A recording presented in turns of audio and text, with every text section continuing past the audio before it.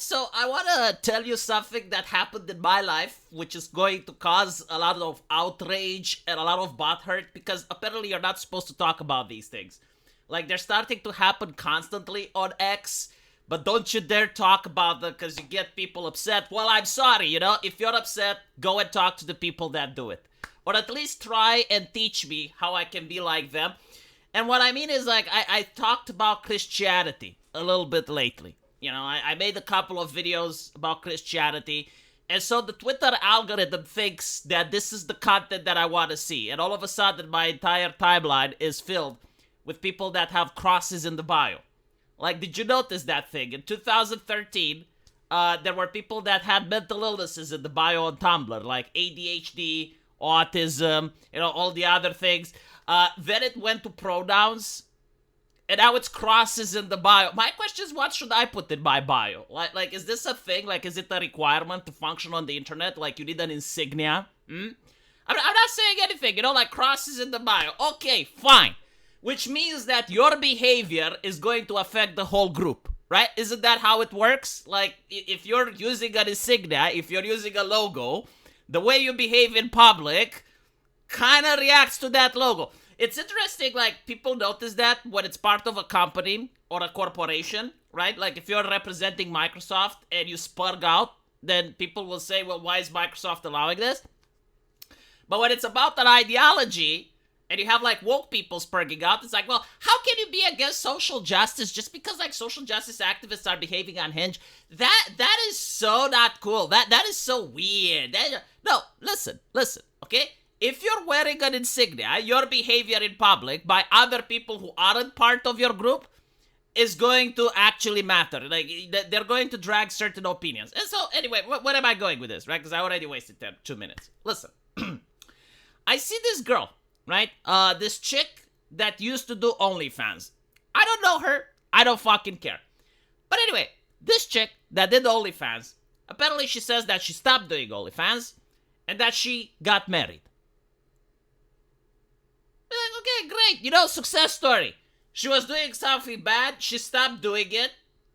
Apparently turned her life around. Has she slipped up? No. Right? Like, this is a new journey for her. Will she be able to do it? I don't fucking know. Maybe she will, maybe she won't.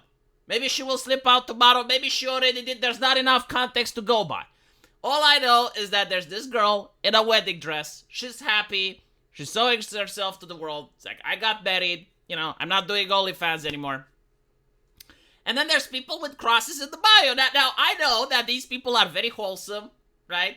Like, they are some of the most kind and compassionate people on planet Earth. And therefore, when you're going to read, you're going to see them saying, well, congratulations. I'm glad you finally turned a new page. I'm glad you finally found Jesus. And so I click on it and I scroll down. What do I see? Like, the first message is like, the whore, look at her. The whore, how can we allow? Why are we allowing? Oh, we allow. It's like, hold on a little bit. Just stop. Holy fucking shit. What do you mean we? Has she married the entire fucking Christian congregation? Has she married the 1 billion people? Where is we in this part, right? Like, she went to church with a guy that she loved in front of Jesus and married. Where is you in that picture? Where do you find yourself in that fucking image, right? Are you the priest? Are you the altar?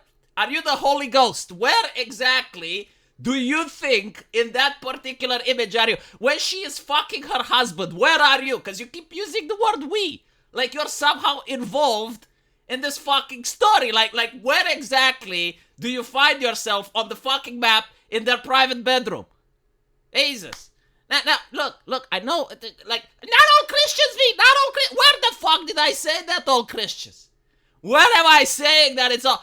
There is a new trend of Twitter evangelists, okay? Like, people who go on Twitter using the cross bio in order to act unhinged in public.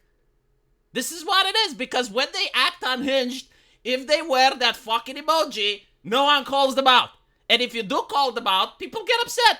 Like, I see, Christians that I generally know they're Christians. Like, I know for a fact that they're Christians. They're not LARPing. They're not pretending. genuinely compassionate people, and they're like, V, why do you talk shit about Christianity? It's like, I'm not talking shit about Christianity. I'm talking shit about people that give you a bad name, retard. Right? Like, this is what I'm doing. There are individuals out there that behave like cheeky little shits, and I'm calling them out. Why aren't you calling them out? Like, should I put a cross emoji on my pronoun as well? You know, like should I go on Twitter with a cross and I find Jesus and now I can call them out? Is that how it works? Is that what it really matters to you? Like, not the arguments, not the behavior in public? Look. I'm just trying to understand here. Just trying to understand, because I'm not a Christian, right? I don't fucking care. You know, go out and shame every single human being you want. Like, that's fine. But I'm trying to understand, why are you doing it? Like, does it feel good? Does it give you a raging erection? Do you solve the problem in the world? Like, what is the purpose when they see a woman that says, okay, I changed and I'm getting married? Why do you personally feel the need to go in there like the whole... Like, what exactly are you feeling when you're doing that? That's what I want to know, right? Because I want to do it too. It looks like fucking fun, right? And so, like, I can put a cross on my bio, and trust me, like, I will give a lot more demeaning remarks than you're capable of. Like, I've been running a YouTube channel for 10 years, constantly censoring myself. Like, if I drop the filter, holy fucking shit, it's like Hiroshima. Like if I go on the keyboard and I start shaming someone, I completely crack their spirit. Their entire Holy Ghost just goes out of them to heaven if I start insulting someone, right? So it looks like fun, but like, tell me, you know, like, will I get pleasure out of it? Is like a dopamine? Like, you know, do I prevent other OnlyFans girls from getting married? Like, what is the goal here? You know, when do we win? Like, what do we actually accomplish by doing it? Seriously, like, here's the thing, you know, I may not be a Christian, but I grew up in the Orthodox mentality, right? The Orthodox mentality believes that if someone has sinned, it's kind of like they're sick, right? And it's up to us, that we use the word we now, it's up to us to bring them back on the right path. Like that's what Orthodox teaches. It's like they're on the wrong journey, let's bring them back. The way the Twitter evangelists do is like they're waiting for someone to slip up. It's like that they're happy, they're excited, they get a fucking boner, you know, when they find the sinner and they do something bad, so that they can go like, oh, the whore, you know? I mean, and by the way, you get like edgy shit. It's like, only God has to forgive them, I do not. Oh, wow, like, congratulations, exactly what Hollywood taught you, right? Like, you saw some edgy Hollywood movies, and you probably forgot to read the Bible, you know, which is the prayer to the Lord, which says, our Father that art in heaven, blah, blah, blah, give us the day our daily bread, right? And then you move on to the next verse, which says, as we forgive those who trespass us, and lead us not into temptation. Well, apparently, you know, Satan is unemployed. He doesn't even fucking have to lead you in temptation. Like, the moment you see an OnlyFans go like, oh, you know? And like, okay, my favorite take is this. We know that she is like, we know. Like, okay, listen, I'm not doubting that maybe she will cheat on him, right? I'm not saying that she isn't. I'm not saying that he's going to have a perfect marriage, because I assume, like, you have a perfect marriage, and everyone around you has a perfect marriage, and this guy probably is the only person in the United States that's going to have a bad marriage. Okay, fine.